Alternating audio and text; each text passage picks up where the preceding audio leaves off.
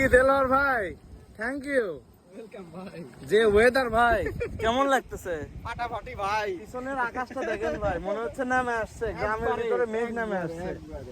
মেঘের রাত যেই চলে আসলাম মনে হয়। রাজ্যে চলে আসলাম ওরকম ফিল। এ ভাই ফিল দেখেন, আপনারাও একটু দেখেন, দেখলে বুঝতে পারবেন যে আমরা কি জায়গায় চলে আসছি।